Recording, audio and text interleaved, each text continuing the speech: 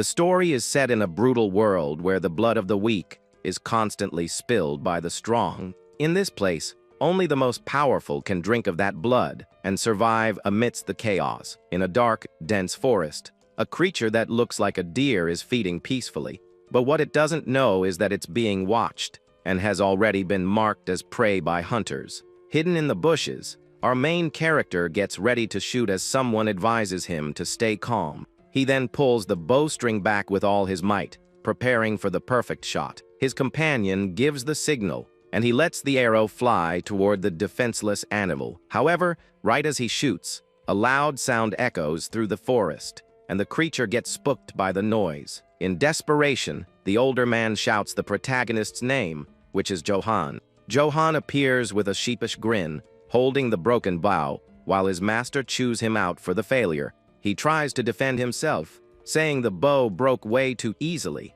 but his master snaps back that he bought it just a week ago. The older hunter starts to tear up, complaining that Johan, as a noble, shouldn't be so fixated on being a hunter. He goes on, saying the young man could have learned to use swords instead of a bow. Hearing the complaints, Johan stays silent for a moment, a serious expression on his face. Then he replies that being a swordsman doesn't pay the bills until you land a gig. The master agrees on the money issue, and the two decide to move to another spot to hunt. The MC reflects that he needs money to survive in this rotten, broken world. We find out his name is Johan Ates, and that he was reincarnated into this world after an accident in his past life. Despite being reborn as a noble, he's at the bottom of the family totem pole and won't inherit a thing. Back in the present, his companion warns him as a pack of wild wolves appears in front of them. The wolves then charge furiously, baring their sharp teeth at the two hunters in the clearing. Without a second thought, the older hunter turns tail and flees in terror, leaving Johan behind. But the protagonist remains calm and begins to reflect on the nature of the world he's been reborn into. He understands that this place is a very realistic and grim representation of a cruel medieval era. The cruelty is so great that even those who have passed on don't seem to find rest in this desolate place. His companion wonders if the bodies are from their village, but Johan says it's impossible to know. The young man then states with certainty that in this world, the weak are just prey for the strong to feed on. With that in mind, he clenches his fist, determined not to become one of those easy targets. To avoid that fate, he shouts with glowing eyes that the only thing he needs is a whole lot of money. He remembers that when he first arrived, he hoped for some special skill or a status window, but since none of that happened, he changed his main goal to one single thing: making bank. With cash, he could leave this territory and do whatever he wanted, like become a merchant or a farmer. While he's lost in his greedy thoughts, his master calls him over to see something he found nearby. The hunter shows him a rare medicinal herb called imp's grass, which is great for stopping bleeding. Without hesitation, Johan snatches the plant from his hand, thinking only of how expensive and valuable it must be. With a hilarious look on his face, he mentally thanks him for the cash, leaving his companion completely speechless. A moment later, Johan points to a small pouch on the ground, saying the master dropped something. He picks up the pouch, but the hunter says it isn't his and finds it strange, since no one else goes this deep into the forest. Suddenly, the master looks shocked, his eyes wide as if he's realized something terrible. The two look up, startled, as they hear a strange noise coming from the darkness of the forest. All of a sudden, a desperate voice echoes through the trees, screaming for help as it runs aimlessly. Hearing the screams and the growls of the wolves, Johan and his companion look toward the sound, terrified. They then spot a little girl cornered up in a tree, surrounded by the pack of furious wolves. The master recognizes her as Dell, Robert's daughter, and wonders what a child is doing so deep in the woods. The wolves seem bigger and more aggressive than usual, baring their teeth and snarling at the girl. Terrified, the hunter says they can't handle so many wolves on their own and suggests falling back to get help. But Johan stops him from running and decides to move toward the danger, much to the older man's surprise. Joseph yells that it's dangerous since wolves are predators of humans, but the protagonist reassures him. The young man says he'll distract the pack, so his companion can rescue the girl safely. The hunter is stunned, unable to believe that a noble would offer himself as bait to save a commoner. However, Johan has a sly grin on his face, because he's realized this situation is a gold mine. He counts at least 10 wolves, and already starts calculating the profit he'll make selling all their pelts. With an ear-to-ear grin, he gets ready to face his precious little money makers. Seeing the young man's attitude, his companion is completely confused, with no idea what's going on. Then the protagonist draws his sword with a strange stance, and Joseph questions his sloppy swordsmanship. Wasting no time, the beasts charge toward him, ready for the imminent attack. The young man moves in a blur of speed to intercept the animal's attack. He manages to block the first wolf with his sword, holding back the ferocious creature's charge. The beast bites down hard on the blade, trying to break it with its fangs. Unwilling to let go, it continues to put pressure on the sword with its jaw. To the protagonist's surprise, the sword shatters from the force of the wild wolf's bite. Before he can react, another creature attacks him from the side, its mouth wide open, ready to bite. Amidst the chaos of the battle, the young man is surrounded by the wild beasts in a brutal scene. Joseph watches in horror and screams Johan's name in despair, fearing the worst. Meanwhile, somewhere else, events are unfolding in a very different way. In the Eights territory, the noble family is conducting an inspection of Baltroden village with a large entourage. The poor, dirty villagers bow their heads in fear as the noble's procession passes by. An older man hugs a child, trying to shield her from the scene of oppression and misery all around. One of the concubines, named Madame Eights, complains about the foul smell coming from the commoners gathered there. The family's eldest son, Philip Eights, observes the scene with a serious and indifferent expression. The lord of the territory, Jason Eights, also complains about the stench of the place, calling it a miserable field. Philip informs his father that Johan isn't present and offers to send soldiers to find him. Jason Eights explodes with fury upon learning of his youngest son's absence during the important inspection. He yells that he doesn't care about Johan and that the boy can meet the same tragic end as his mother. With an expression of contempt, the lord of the territory continues to curse and belittle his absent son. Suddenly, Jason halts his horse, noticing a huge pile of hay at the village entrance. He questions what it is, and one of the villagers kneels, begging for forgiveness before explaining the situation. The villagers say they covered Johan's training traps because they thought they were ugly. Jason scoffs at the idea of Johan training and calls his son a pathetic insect as he looks at the hay. But as he looks closer, his expression changes when he sees what was hidden underneath. Beneath the hay, he finds several wooden logs with deep marks from punches and kicks all over them. Jason is shocked to see the number of destroyed logs and wonders what in the world this is. Back in the forest, Johan is down on the ground as the wolves surround him, biting him relentlessly. One of the beasts approaches to deliver the final blow, but stops suddenly as if something is wrong. Then Johan grabs the wolf's jaw and says that fighting with swords isn't really his style.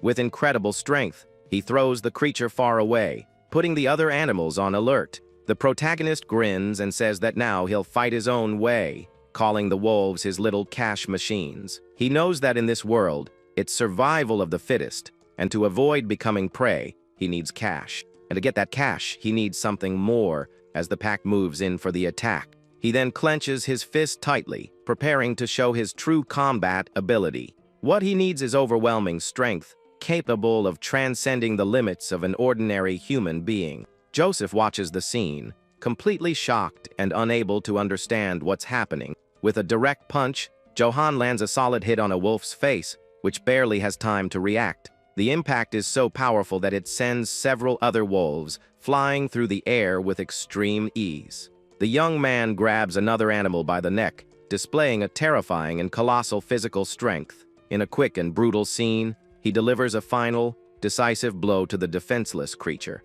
The wolf's body falls lifeless to the ground, to the astonishment of Joseph, who watches from a distance. The older hunter can't believe his eyes and wonders where that incredible strength comes from. Johan smiles amidst the bodies of the wolves, thinking about how much money he'll get for all those pelts. A memory shows that he had to accept from an early age that life in this new world wouldn't be easy. His older brothers constantly mistreated him, calling him a bastard and humiliating him for not having a mother. Because they held a higher rank, they tormented and beat him whenever they felt like showing off. Lying on the ground, young Johan realized just how cruel this world was and that no one would care about him. He then understood that the only person he could rely on to survive here was himself. With that in mind, he started thinking about what he would need to get by in this medieval world. Fortunately, the protagonist had a major advantage: the knowledge from his past life as a student. Because of this, his head held wisdom that people of that era couldn't even imagine. So, he decided to use all this knowledge to his advantage, starting with high-intensity training. The boy also created a balanced diet with superfoods, to the amazement of those who saw him eat. He also created an exercise regimen based on modern science and practiced martial arts up close. And so, his continuous training piled up over many years of dedication. After all that time, an older and stronger Johan could shatter tree trunks with a single punch. His determined expression showed the results of all his effort as he continued to train. The force of his blows was so absurd that he could rip an entire tree out of the ground. With each training session, his body demonstrated even more overwhelming strength, and he felt renewed. Amidst the destroyed logs, he wondered if this strength was a blessing or a new challenge in his life. Back in the present, in the forest, a growling sound echoes through the darkness after the intense battle. The protagonist breathes a sigh of relief, looking at his hand as he recovers from the fight against the beasts. He observes the wolves' bodies on the ground and concludes that this seems to be the last of the pack. Meanwhile, Joseph hugs little Dell, who is crying with relief at being saved from danger. Joseph sighs in relief, but still looks completely exhausted and shaken by the whole situation. He then turns to Johan and scolds him, saying his actions were very reckless and dangerous. But right after, the hunter is moved and thanks the young man for saving the girl without a second thought. However, the protagonist is in his own world, imagining which wolf pelt will fetch the most cash. He asks what Joseph said, and then turns to Dell to see if she got hurt anywhere. Suddenly, the little girl's eyes go wide, and an expression of pure terror takes over her face. Behind them, a giant shadow with red eyes appears and lets out a hair-raising growl. Johan and Joseph turn around, confused, while Dell covers her face with her hands, unable to watch. The creature shows its sharp teeth and its furious gaze in the darkness of the dense forest. A monstrous, enormous wolf emerges before Johan, appearing to be the leader of the pack he defeated. Joseph screams in complete panic, realizing they are facing a real monster. He grabs the girl and warns that they need to run, as only an army could handle that thing. But the protagonist smiles and turns to the creature, asking if it's the boss of this crew. He apologizes for taking out the monster's underlings and mentions their pelts are worth a lot. The giant beast stares at the young man with a look of pure hatred, its eyes glowing an intense red. Johan realizes the monster sees him as prey, and a confident smile appears on his face. The creature then opens its massive mouth and lets out a deafening roar that echoes throughout the forest. Unfazed, the protagonist charges toward the beast, saying it doesn't matter what it is. The young man picks up a giant rock from the ground and yells that this thing's pelt will be worth way more money. Then, with superhuman strength, he hurls the rock, which smashes right into the monster's head. The rock hits the monster square on, and it lets out a roar of pain and fury from the direct impact. But Johan yells in frustration because he scratched the animal's pelt, complaining that the price will drop now. With its red eyes glowing with hatred, the creature glares at the protagonist, growling furiously. Then the beast opens its mouth and lets out a powerful howl that seems to shake the entire forest. The sound is so intense that the protagonist covers his ears with his hands, feeling unbearable pain. Meanwhile, Joseph hugs the little girl tightly to try and protect her from the deafening noise. Johan grinds his teeth and writhes in pain, as the monster's howl seems to affect his mind directly. He feels dizzy and his vision starts to blur as he wonders what's happening to him. Suddenly, a strange vision of two warriors fighting with swords flashes abruptly in his mind. The scene is so intense and real that the young man screams in despair, feeling the pain of that ancient memory. Soon after, he collapses to the ground, panting and confused, wondering what just happened to him. Still a bit dizzy, he looks around and wonders where the monster that was in front of him went. To his surprise, the creature has simply vanished without a trace in the dark forest. He then spots Joseph and Dell on the ground, fast asleep, as if they had passed out. The protagonist approaches and realizes they are just sleeping and that everyone is safe now. He doesn't know what happened but carries Joseph to head back, as other monsters might show up. The young man then hoists the hunter onto his shoulders and starts walking through the dark forest. As he walks, he laments not being able to take the wolf pelts, but promises to come back with a cart later. The night deepens, and the full moon lights their path through the trees of the gloomy forest. As he nears the village, he notices the lights are on and wonders if they're looking for Dell. He then starts fantasizing that his father would praise him and name him his successor in front of everyone. But he quickly dismisses the idea and thinks that maybe he can at least get a position in the guard to keep from starving. However, as he gets closer to the village, he notices something strange, and his expression changes completely. The light of a lit torch illuminates the darkness, revealing the presence of a large group of people. Suddenly, he comes face to face with his family's inspection party, with soldiers and horses everywhere. The protagonist is completely stunned, a look of shock on his face as he realizes the mess he's in. His older brother Philip furiously yells, asking where he's been during their father's inspection. The young man finally remembers the important event of the day and realizes he is totally screwed. Mounted on his horse, his father calls him an insolent brat with a look of pure contempt and rage. The lord of the territory then dismounts, his armored boot landing firmly on the ground. Johan places Joseph on the ground and tries to explain, saying he had an emergency, but his father doesn't want to hear it. Jezin tells him to shut his mouth immediately, while holding a huge, detailed axe in his hand. The patriarch threatens to split his son's head open for daring to ignore him, showing all his pent-up fury. The light from the torches held by the soldiers illuminates the tense scene between father and son in the middle of the night. Philip continues to yell at his younger brother, accusing him of disrespecting their father with his absence. It finally dawns on Johan, and he realizes he completely forgot about the inspection that day. His father insults him again, calling him an immature bastard and showing his complete disdain for him. The man approaches with heavy, threatening steps, showing that the situation is very serious. The protagonist tries to justify himself again, but is cut off before he can even start speaking, as Jezin raises his axe towards him. Jezin threatens his son with his axe, and yells that he's going to crush his arrogant head for ignoring him. The protagonist mentally complains that he barely survived all that, and now he has to listen to this without even getting the pelts. But with a smile, he realizes he can spin this situation into a great opportunity. So, Johan begins to explain, saying he wasn't absent on purpose, and was out saving people in the forest. At that moment, a man from the crowd shouts Dell's name and runs toward the unconscious little girl. With tears in his eyes, he hugs his daughter and thanks God that she's okay and safe in his arms. The man continues to cry with relief at having found his daughter safe and sound after searching for so long. Johan seizes the chance and explains that the girl was surrounded by wolves and he fought to save her. The villagers are shocked, and he says he fulfilled his duty as a knight's son by protecting them.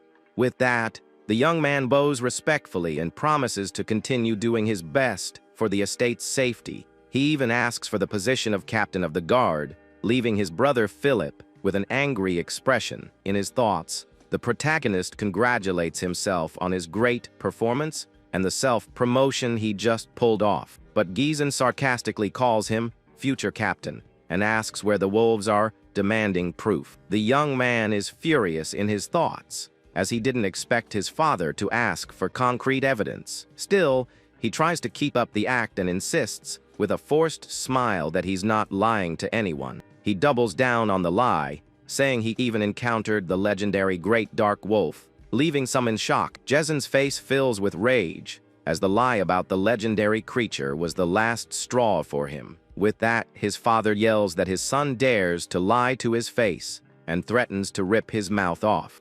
Johan starts to sweat and asks if his father wants a duel, offering to prove his skills right then and there. He didn't want to fight, because despite everything, Gezin was still his father. With a confident smirk, Gezin accepts the duel and says he wants to see just how skilled his son really is. He then orders the young man to raise his sword and warns that the duel will be with weapons only.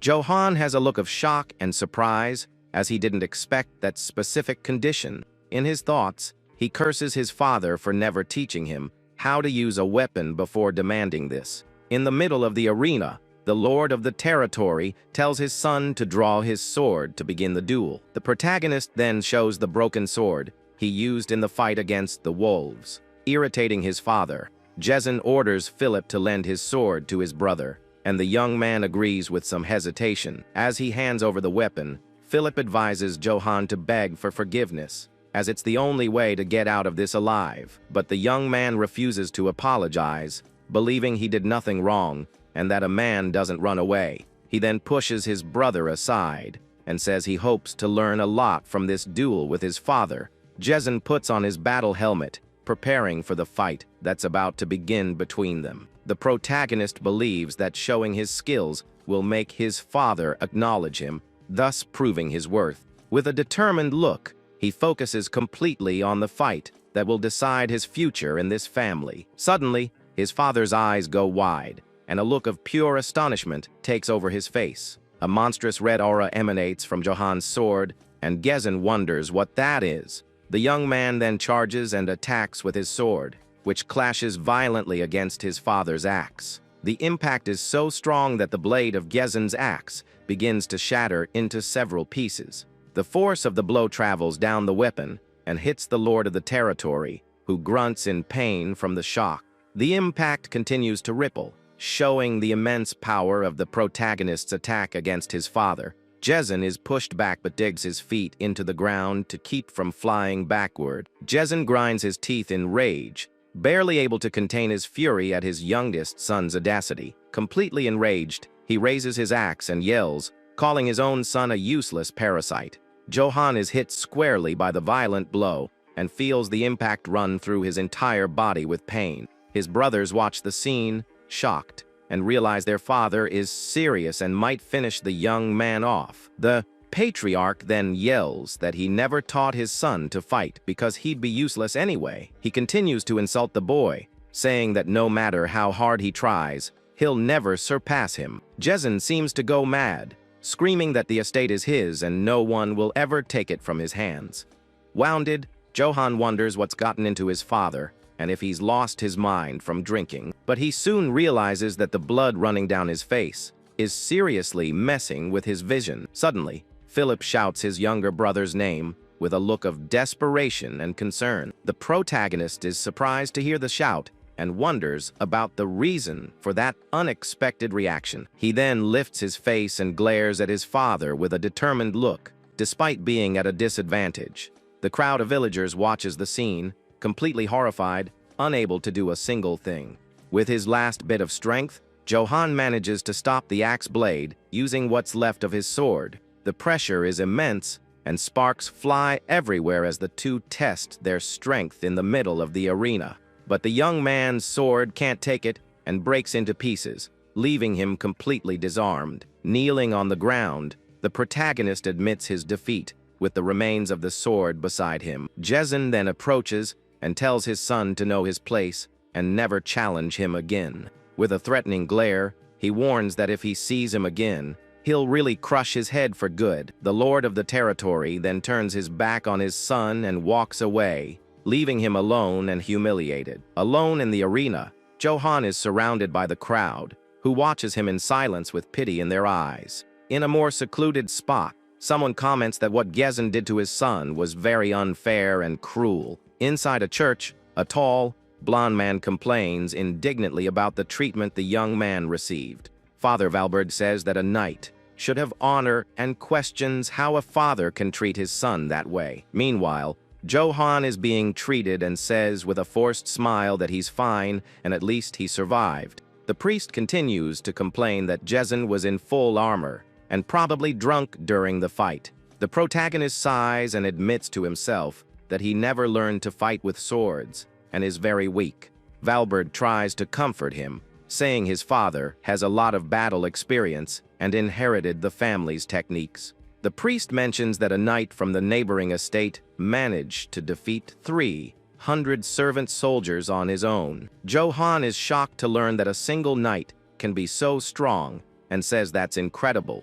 He then reflects that fighting technique is important and that he underestimated his drunk father. Father Valberd hears the young man mention the Black Wolf, and his expression changes to one of surprise and fear. He grabs Johan by the shoulders and asks if it's true that he saw the legendary creature in the forest. The protagonist confirms it and says that Joseph and Del also saw the monster before they passed out. The priest is shocked and starts to pray, thanking God, while the young man doesn't understand a thing. Valberd then grabs an old book from the shelf to show something important to the curious young man. He opens the book and explains that for a long time, black wolves have been considered a great taboo in the region.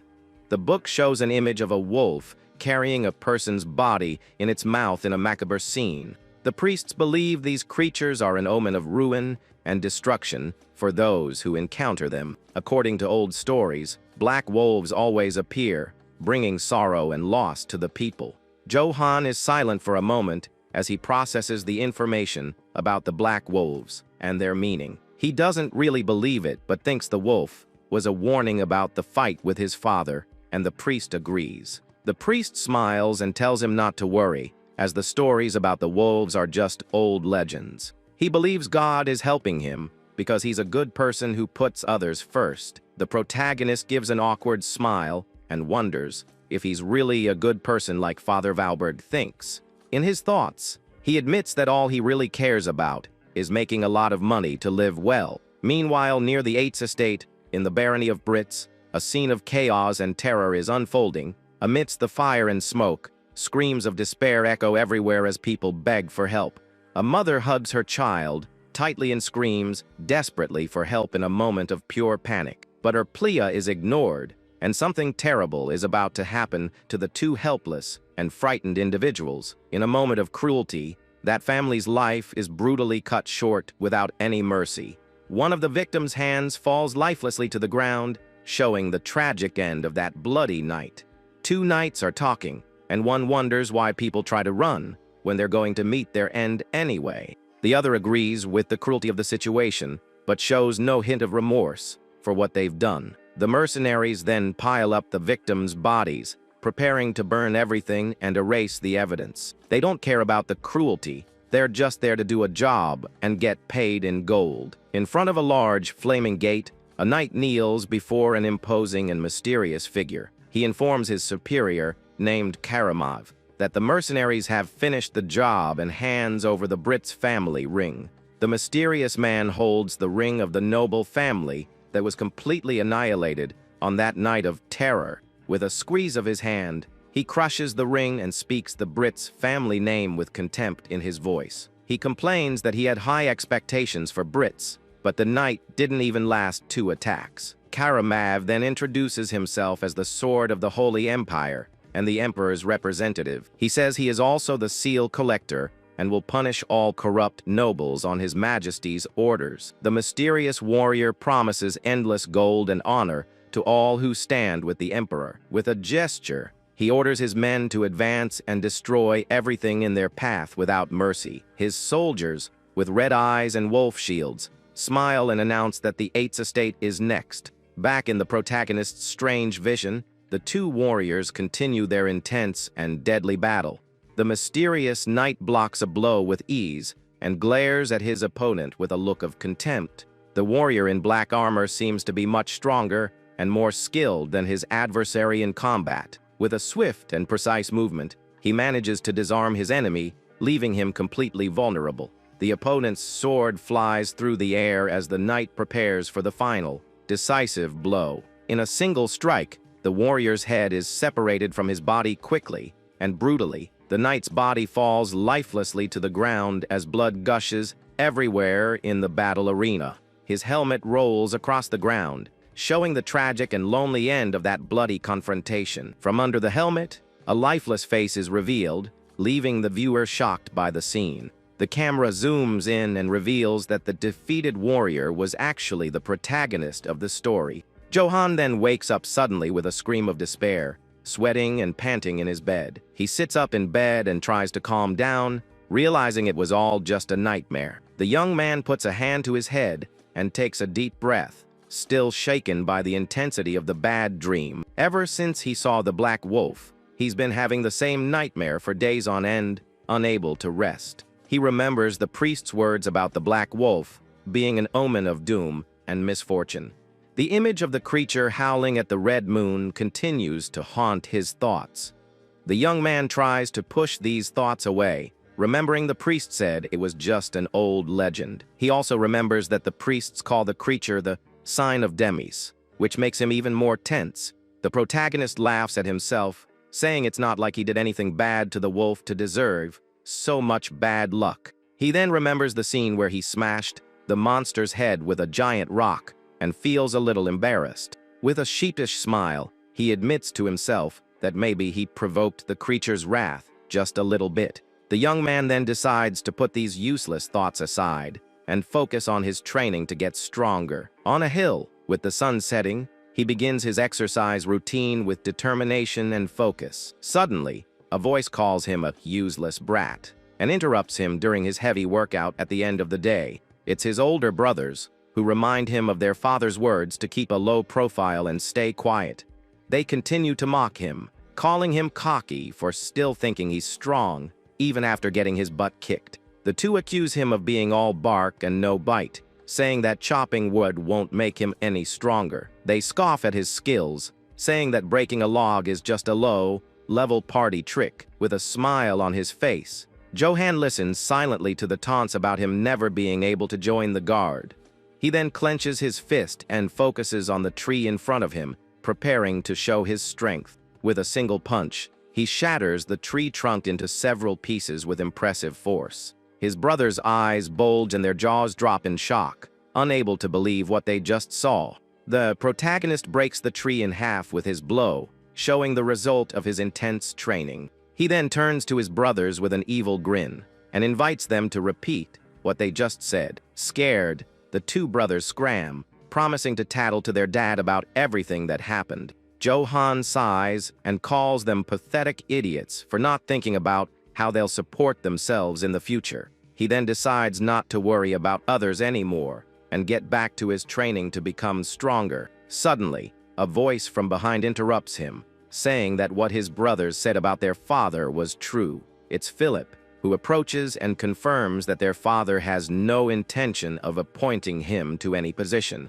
The protagonist isn't surprised and says at least he wasn't sent to the gallows, which is a relief. The older brother asks if he's not disappointed, but Johan says he'll find another way to make a living. Philip then reveals that their father is afraid of his younger brother, which is why he treats him with such contempt. Johan falls silent, and his expression turns serious upon hearing his brother's shocking revelation. Philip explains that his strength is a threat to their father, who prefers obedient and submissive sons. He continues, saying their father wants sons like him, who obey him, and that Johan is too independent. Jason believes that one day, his son's strength will take everything from him, just as he did to his own father.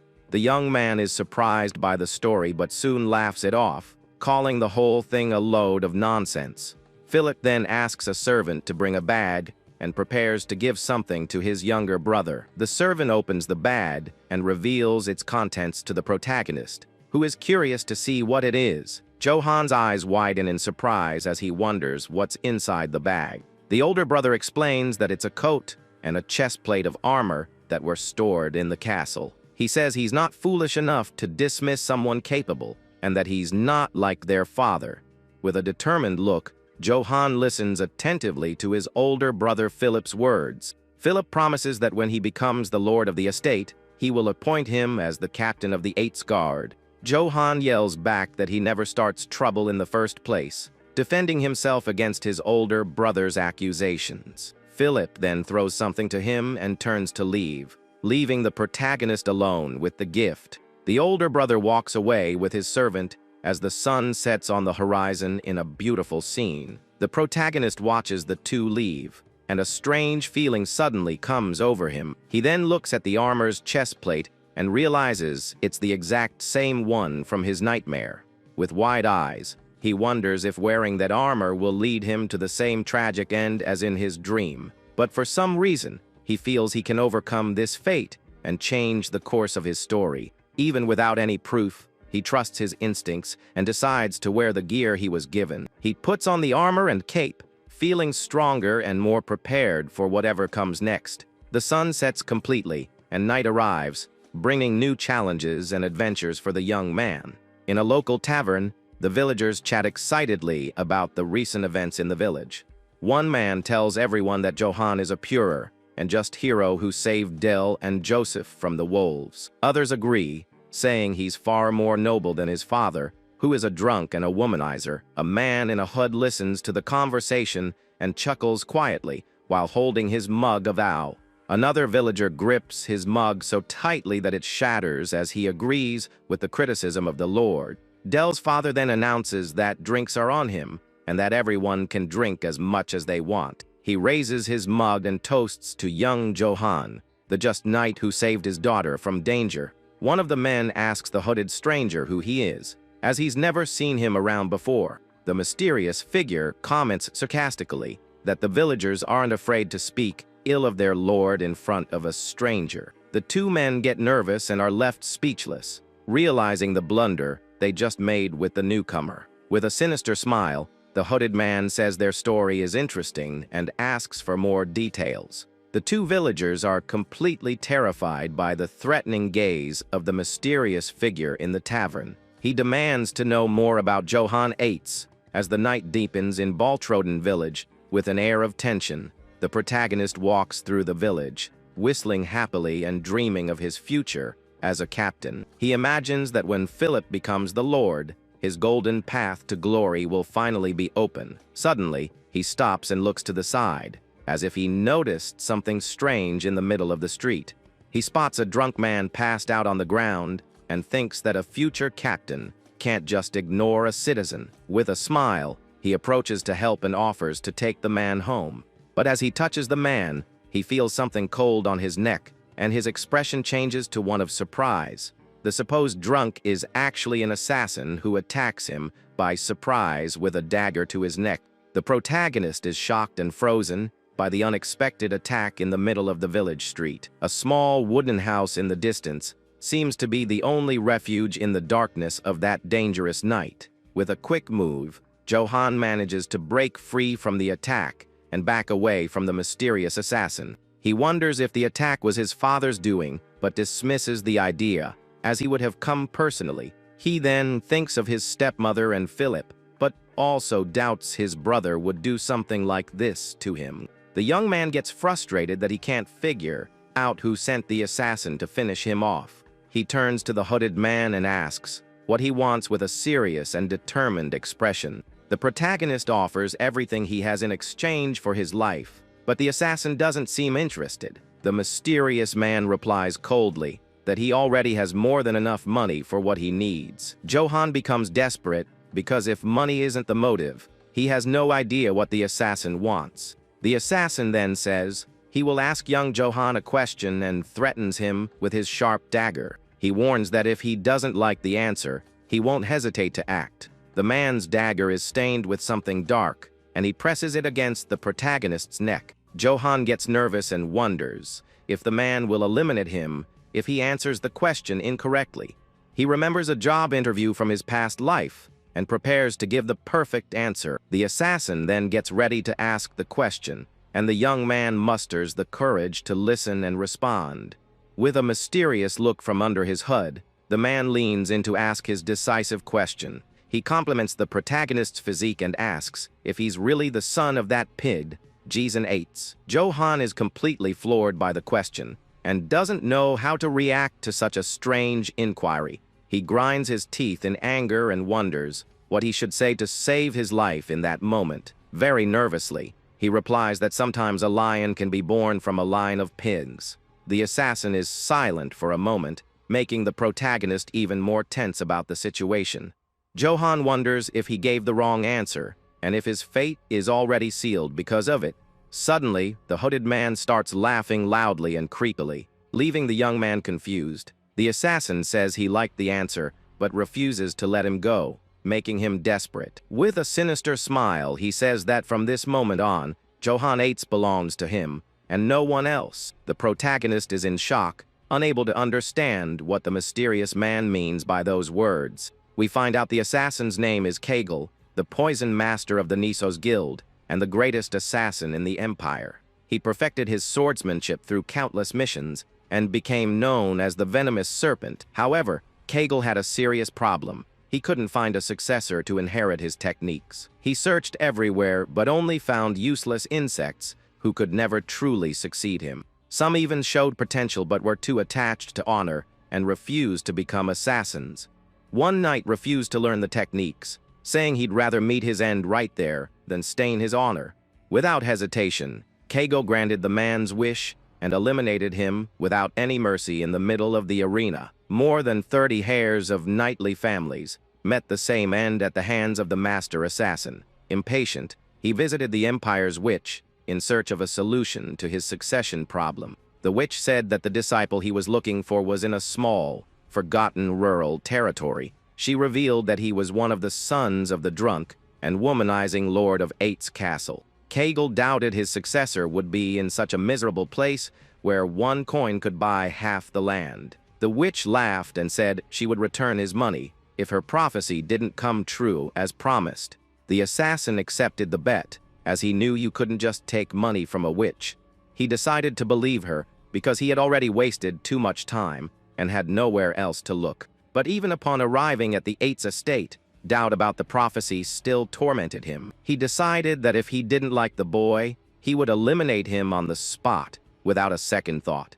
Back in the present, Kegel says he has no more time to waste and that Johan will be his successor. He gives the young man the choice to learn his swordsmanship or meet his end right there at his hands. The protagonist is shocked by the unexpected proposal and doesn't know how to react to the situation. In a moment of desperation and confusion, he shouts and asks how much he needs to pay to learn. Kegel gets irritated and yells back that he's not accepting money for the swordsmanship lesson. Johan's eyes start glittering with greed when he realizes he's about to get free lessons from a master.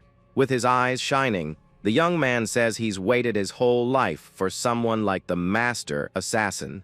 Kegel then warns him that his swordsmanship is that of an assassin, not an honorable knight. He warns that learning his techniques will mark him as a disgrace to his family for the rest of his life. But Johan yells that he doesn't care about honor or shame and begs the man to teach him. The assassin accepts, saying he's never met a brat like this in his entire life of searching.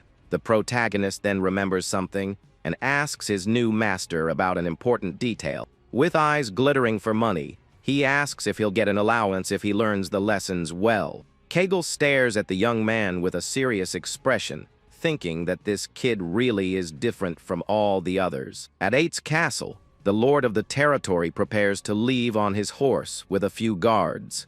He announces that the inspection is over and that he'll be gone for a while, leaving his wife and eldest son. Philip says his goodbyes and states that he'll take care of the castle while his father is away on business. Johan's stepmother says that no matter how much her stepson fights, the castle will one day be hers, but Philip cuts her off, saying the next lord of the castle will be him and no one else in his family. Jezin complains that he's tired of their bickering and tells them to do whatever they want. The eldest son then reminds him that Johan still hasn't returned and asks what they should do. The lord grinds his teeth in anger, just hearing the name of the youngest son who defied him. Philip is afraid of his father's reaction, but maintains his composure and waits for a clear answer. Jezin then says not to waste time on that brat, because his life doesn't matter to him. The eldest son agrees and apologizes to his father, showing his obedience and submission. In his thoughts, Philip wonders where Johan is and what he's doing at that moment. In the forest, Kegel says he needs to check the young man's skills, before starting the training, the protagonist asks to borrow a sword, explaining that he breaks his own too often in fights.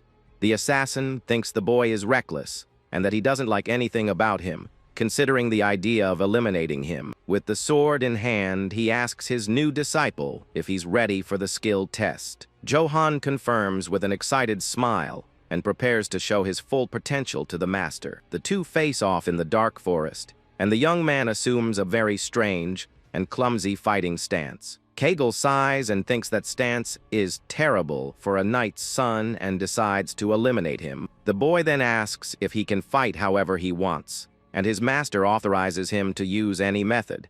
With a sinister smile, Kegel says he can use fists, rocks, or blades, as it makes no difference. The protagonist then breaks the sword he borrowed with his bare hands, shocking the master. The sound of the blade breaking echoes through the forest as shards fly everywhere. Kegel's eyes widen in surprise, unable to believe the boy's absurd strength. At that moment, he realizes all his doubts about the witch's prophecy were baseless. The sword shards reflect the moonlight as the master assassin stares at his new disciple.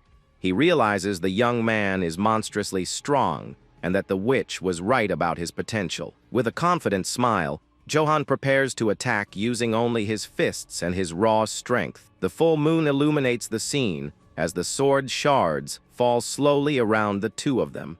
The assassin is shocked by the air pressure generated by the boy's punch and braces for impact.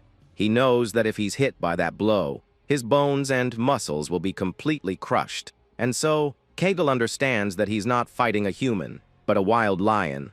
With eyes blazing with fury, Johan charges forward with his fist, ready to attack. However, the master assassin moves with incredible speed and easily dodges the blow. Kegel uses his serpent technique, moving in a fluid and unpredictable way, confusing the protagonist. The young man is shocked by the master's movements and can't predict where he'll go.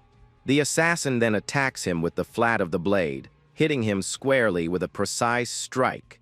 Johan falls to the ground from the impact and cries out in pain, feeling the force of his new master's attack. He gets up with difficulty as Kegel watches him from a distance with a serious, cold expression.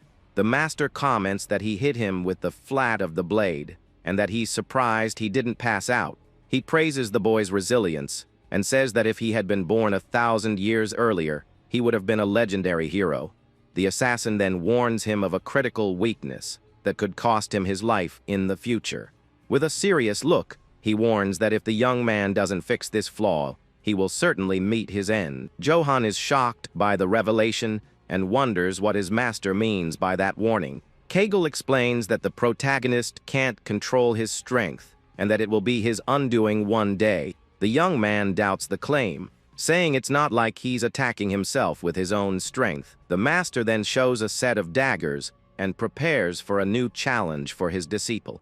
He takes his sword and challenges the boy to attack him again with all his strength and power. With a challenging look, he promises that if the young man manages to break his sword instead of his own, the protagonist's eyes glitter with greed at the word gold, and his expression changes instantly. He accepts the challenge on the spot and runs toward the master, yelling for him to keep his promise. The young man then prepares to attack, using a tree as an improvised weapon. The clash between the two weapons is violent, and sparks fly everywhere from the force of the impact. The protagonist feels the recoil of the blow and grinds his teeth against the force his master is using.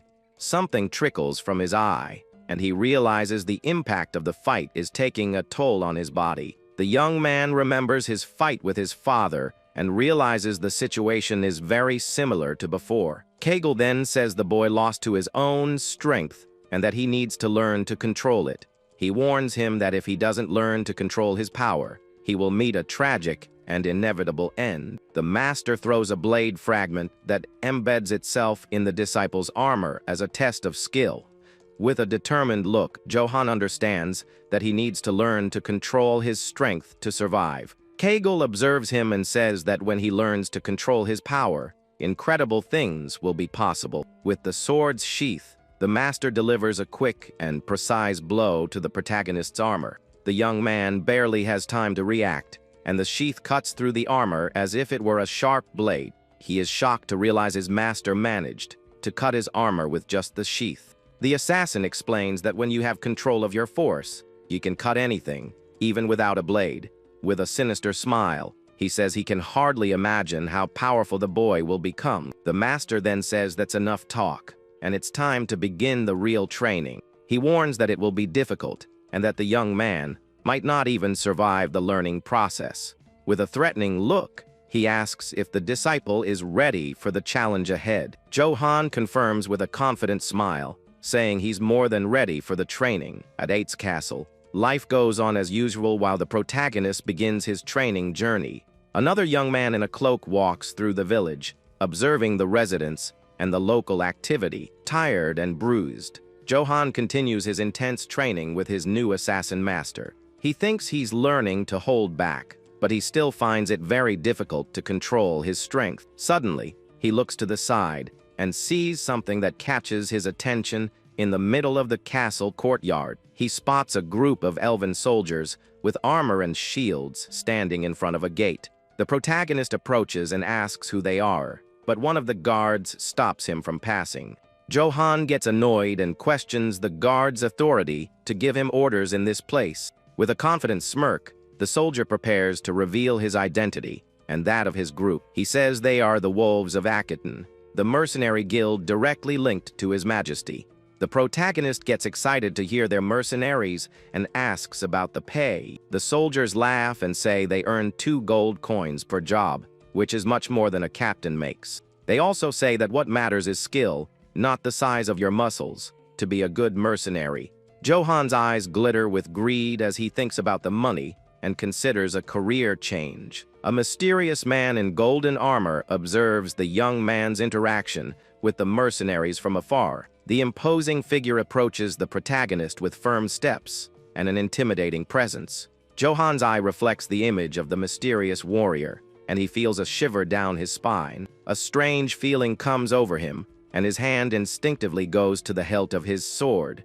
He prepares to draw the weapon, as if facing a deadly and powerful enemy. The young man is confused and wonders why he's reacting this way to the mysterious man. One of the elven knights yells at him for daring to draw his sword in front of Lord Karamav. But the mysterious figure stops him and says it's all right.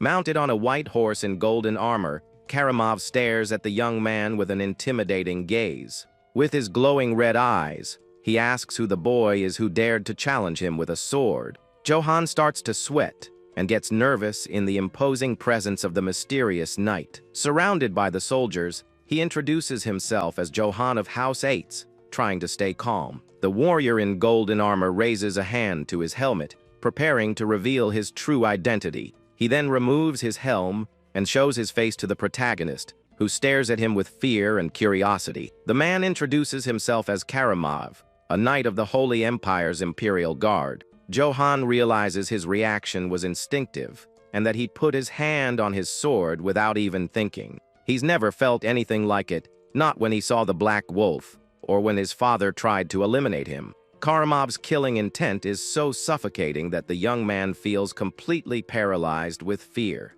It's as if he's a helpless rabbit facing a relentless and very powerful predator. He feels like prey before a top hunter, and sweat drips down his face. With a cold, authoritative voice, the elven knight tells the protagonist to get out of his way immediately. The young man continues to sweat, his body trembling with fear before the warrior's overwhelming aura. A chill runs down his spine, and he is completely in shock from the man's presence. The mercenaries mock him and tell him to be more careful next time he runs into someone. One of the elven soldiers laughs and says he doesn't know if there will be a next time for the scared boy. A knight in training named Jane asks Karamov if it's okay to leave the young man there. With a smirk, he says he doesn't want to cause a scene on such a fine day. He then enters the castle with his men, leaving Johan behind, alone and confused by it all. The protagonist remains silent, thinking about the sudden arrival of a knight of the Emperor.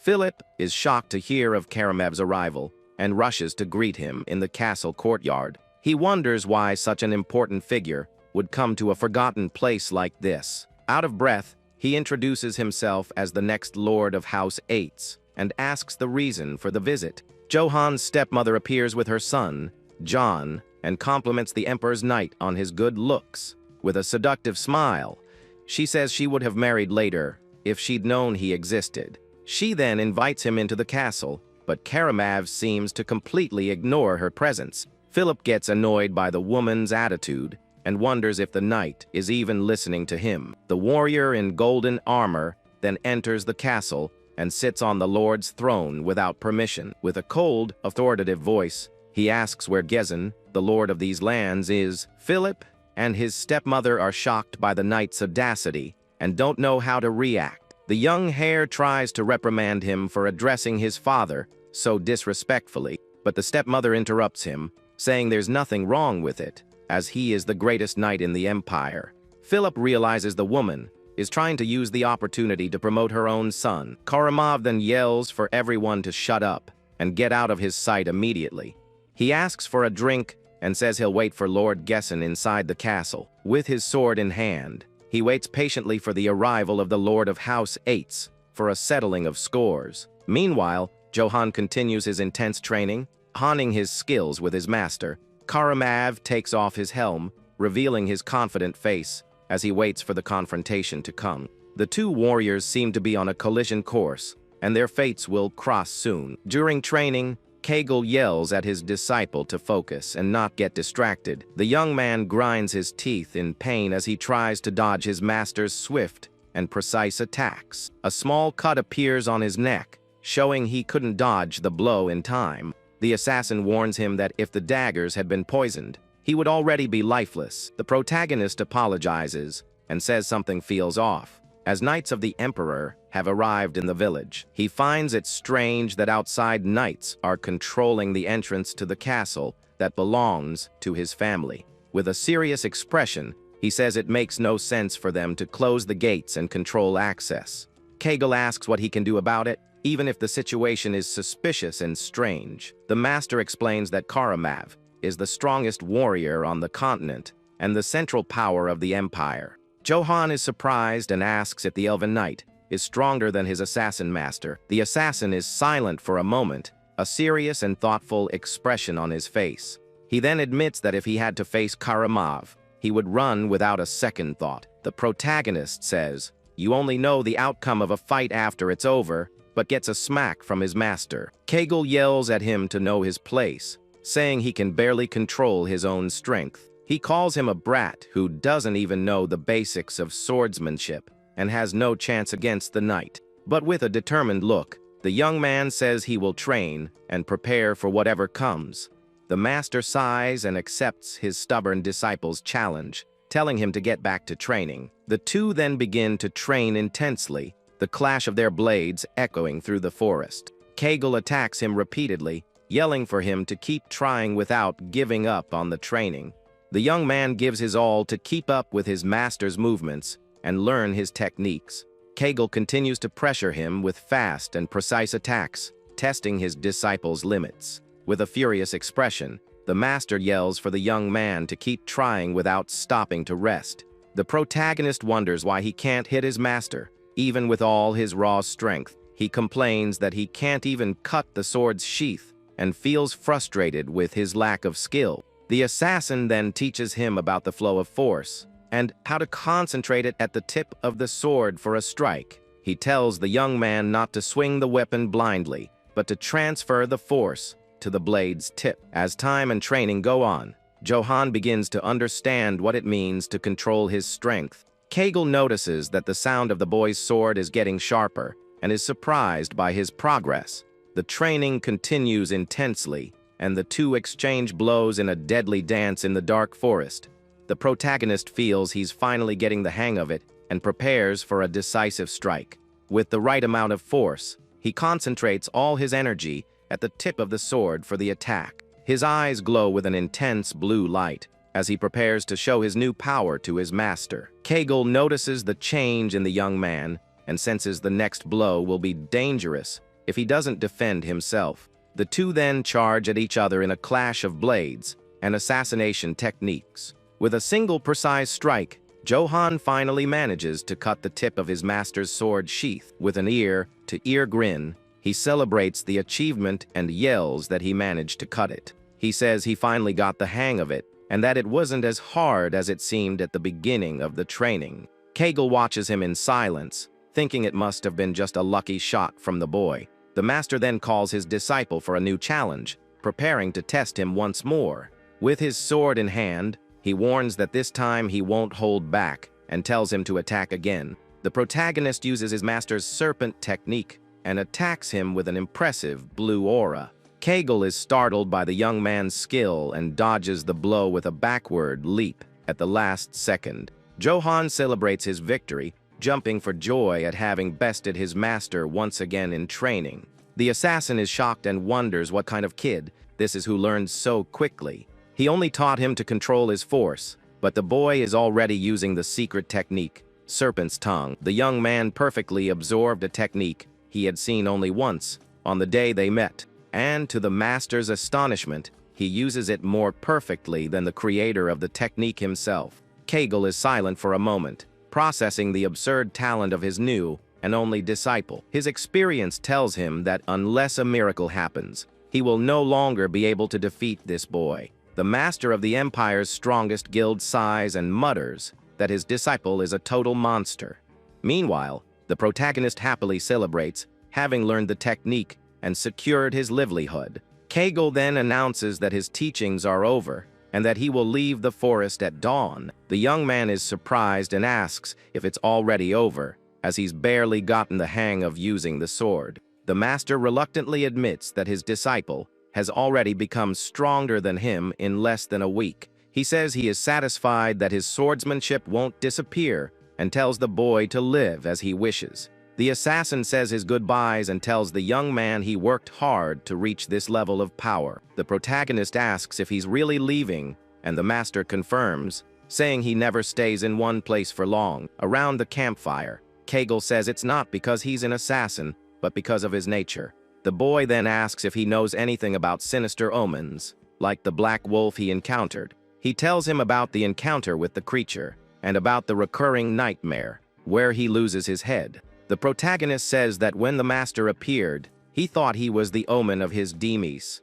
Kegel replies that bad luck has no fixed form, and that if he had eliminated him, that would have been the sign. Around the campfire, the assassin prepares to give some advice to his disciple before leaving. He advises him to find a weapon suitable for his strength, like one made of Danis steel. This steel is a legendary, magic-infused metal that can only be found in ancient ruins. Since its forging method was lost, weapons made from it are extremely rare and valuable. The young man asks if it's expensive, and his master says he couldn't afford it, even if he saved his whole life.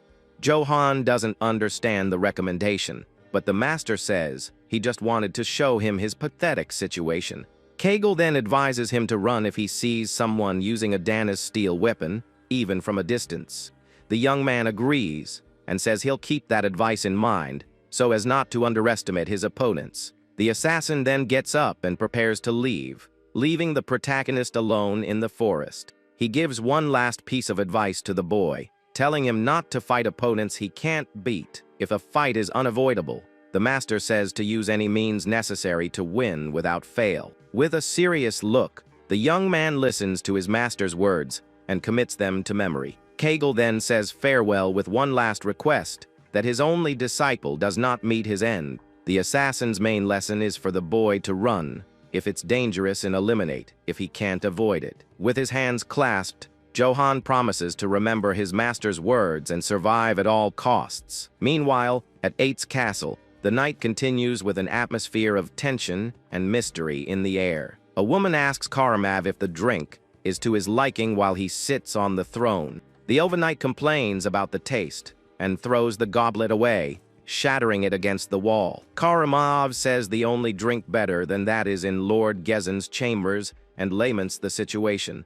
Johan's stepmother invites him to a cozier room, but he completely ignores her. With a seductive smile, she insists, saying the Lord's room is very comfortable and he won't regret it. She suggests the two could have a wonderful time together, but the knight doesn't seem interested. With a cold, sharp voice, he tells the woman to disappear from his sight and leave him alone. The stepmother is shocked by the rejection and tries to justify herself, saying they don't have much time.